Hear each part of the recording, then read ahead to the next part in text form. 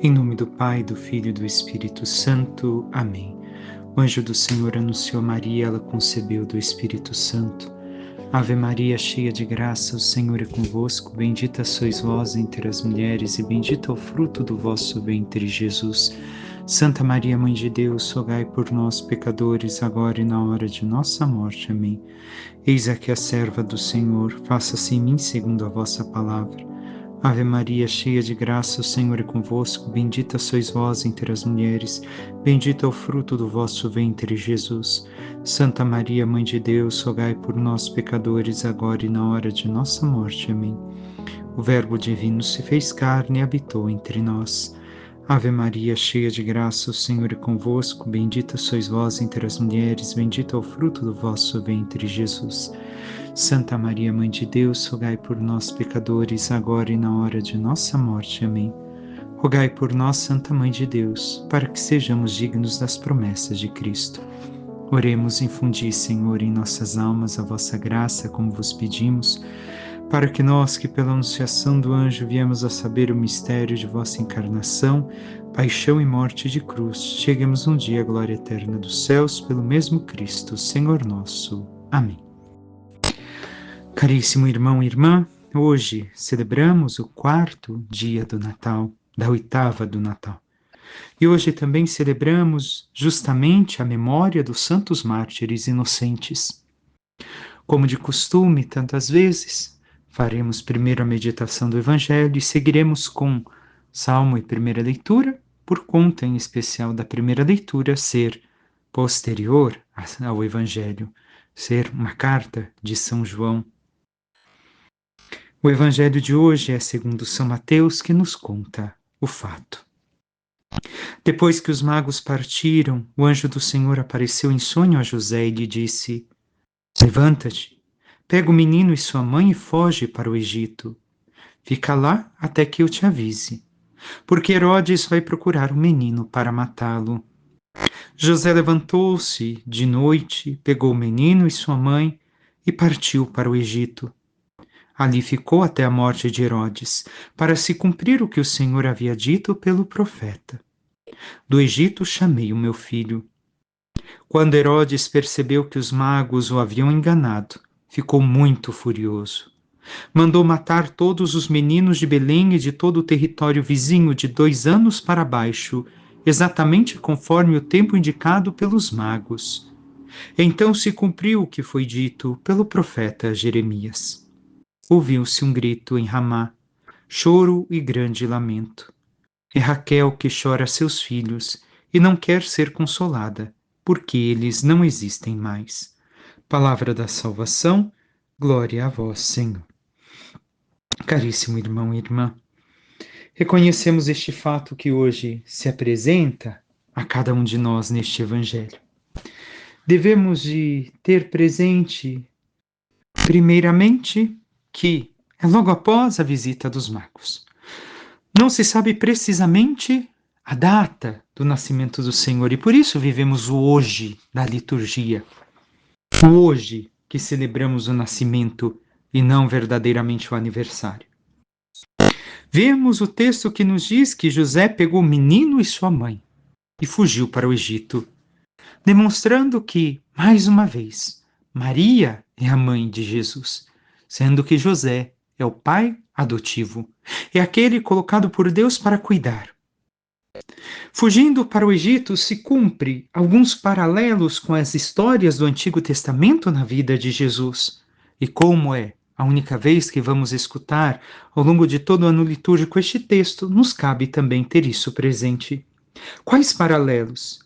Primeiro, indica a fugida de Jesus ao Egito e o retorno posterior à terra de Israel, Jesus semelhante a Jacó, ou o próprio Israel, que desce até o Egito, e o povo de Israel que depois sobe do Egito à terra prometida.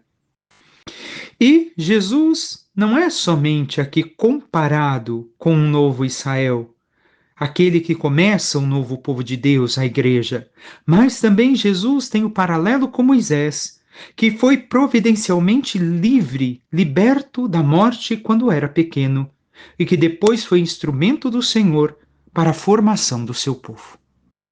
Então temos presente desde já Jesus como o Senhor de Israel, como também o Moisés, que tantas vezes se nos apresenta no Evangelho, o verdadeiro legislador e aquele que constitui e forma o verdadeiro povo de Deus, o povo que Deus separou para si na igreja.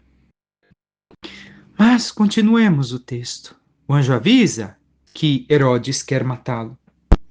Devemos de ter presente que muitas pessoas, na história mais recente, historiadores, sociólogos, de alguma forma, renomados, que começaram a sociologia, dizem o quê? Que não, é impossível Herodes ter feito tamanha crueldade. Não é impossível. Devemos de ter presente que, apesar que o relato é somente bíblico e que Flávio Joséfo não traz esse relato, Flávio Joséfo relata muitas outras atrocidades e coisas terríveis que Herodes fez. Ao ponto que um certo escritor antigo, chamado Macróbio, escreve que era melhor ser o porco que Herodes cuidava do que ser o filho.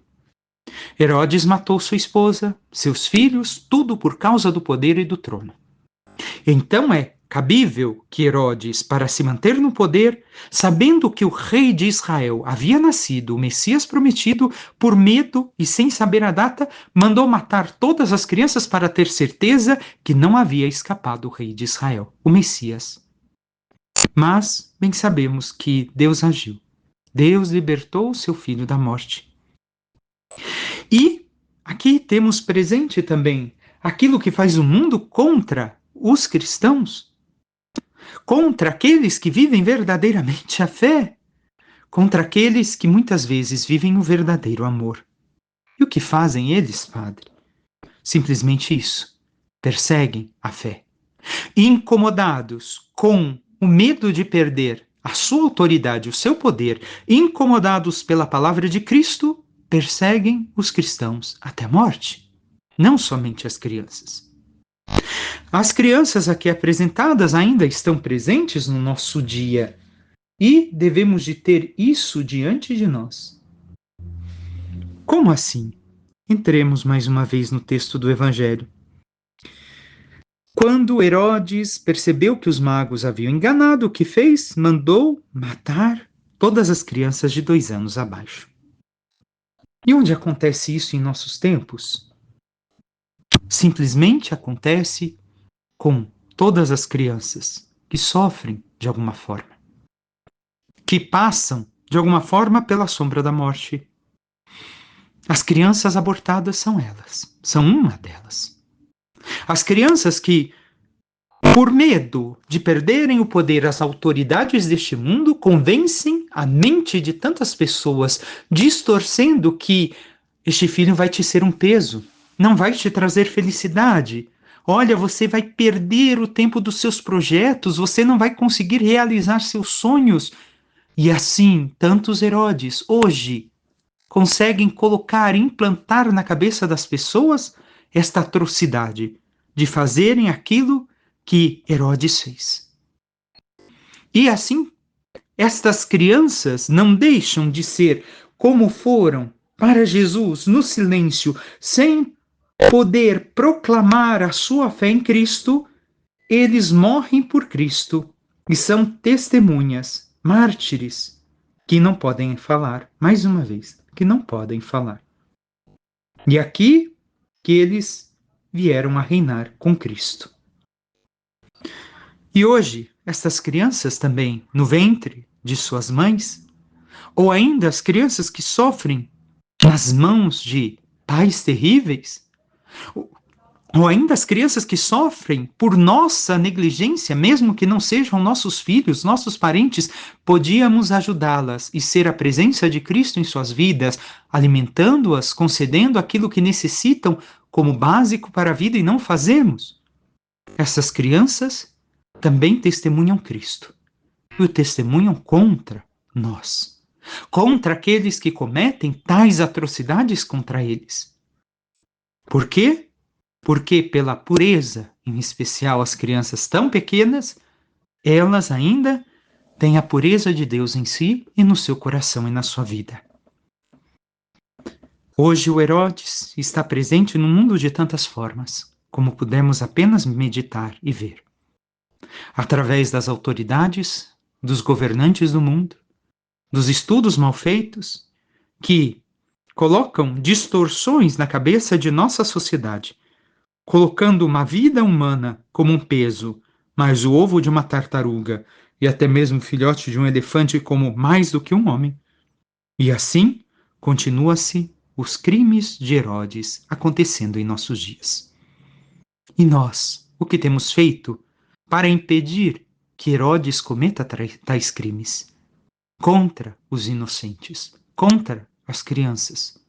E nós, o quanto temos ajudado as crianças a serem resgatadas desde o ventre de sua mãe até a sua pequenez, a sua vida, concedendo-lhes aquilo que necessitam para que realmente possam viver e crescer na fé em Cristo e serem santos como Cristo pede a cada um de nós. Temos também nós agido com este amor que devemos de agir para com todas as crianças, ajudando-as a encontrar Cristo e a testemunhar em Cristo com sua vida? Encerro o texto com uma frase do profeta Jeremias, que nos fala de Ramá e Raquel. Mas como compreender esta frase?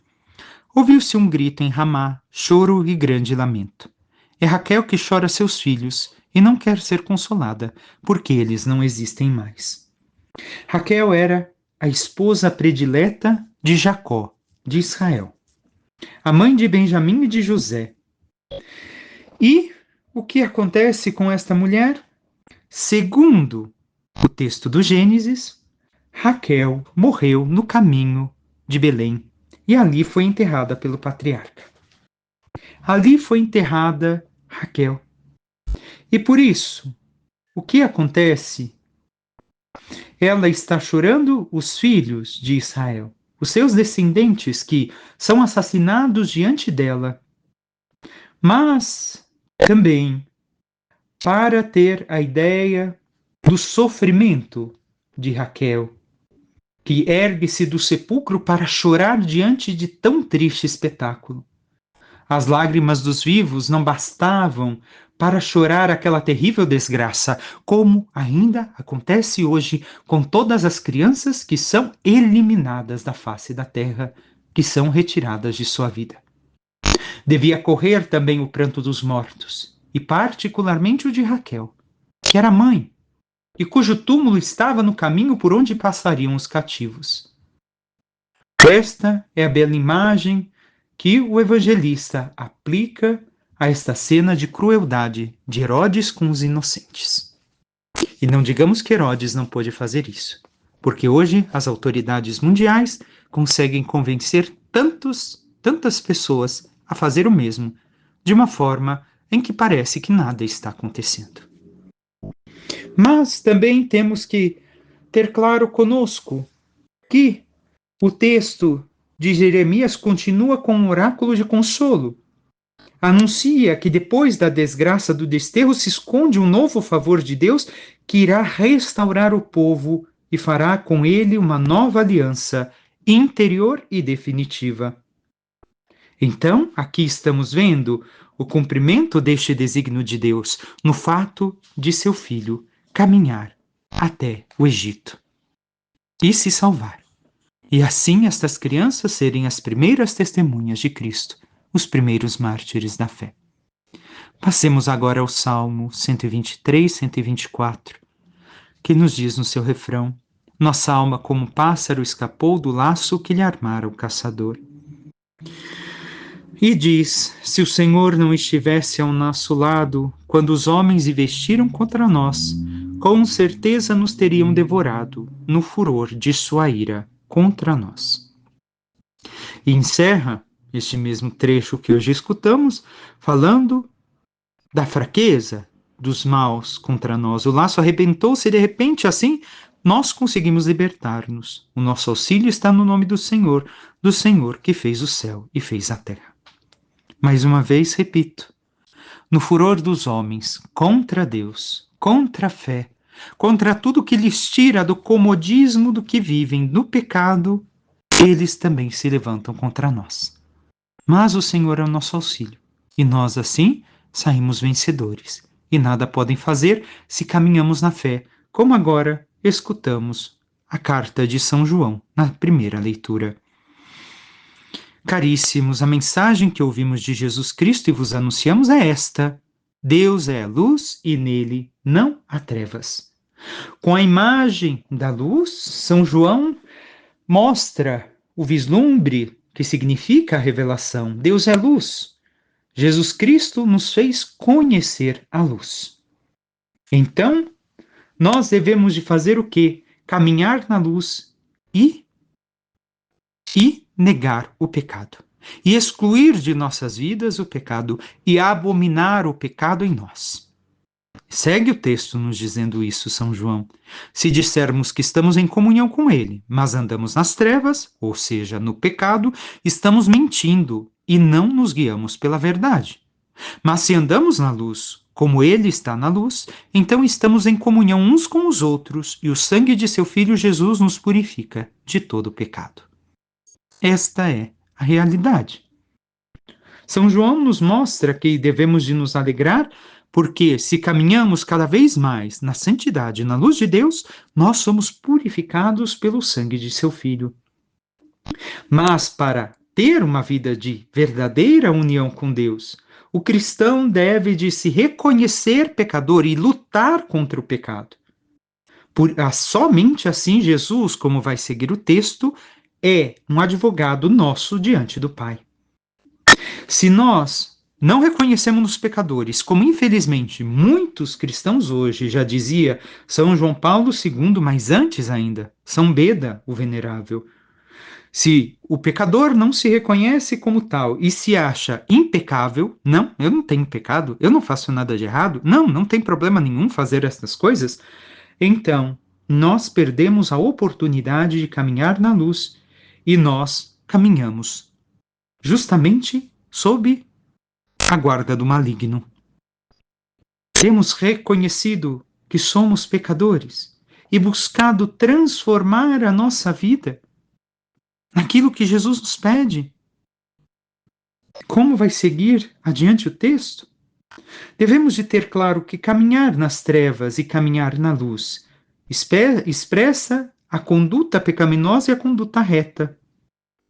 Mas São Beda vai dizer: não adianta nada a mera confissão da fé, eu dizer que eu tenho fé, se me falta a confirmação com as boas obras, ou seja, a conversão, a mudança de vida.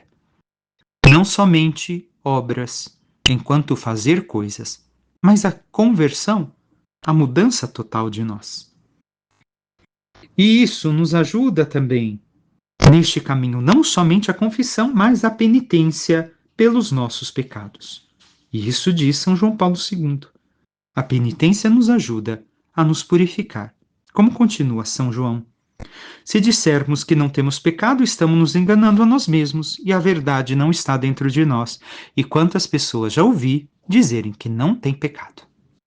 Caríssimo irmão e irmã, se pensamos assim, está aqui. Quem está dizendo é São João, não sou eu. Nós temos pecados. Se reconhecemos nossos pecados, então Deus se mostra fiel e justo para nos perdoar dos pecados e nos purificar de toda a culpa. Somente se nos reconhecemos pecadores e refazemos a nossa vida. E mudamos a nossa vida com Cristo. Se dissermos que nunca pecamos, fazemos dele, de Jesus, um mentiroso e sua palavra não está dentro de nós.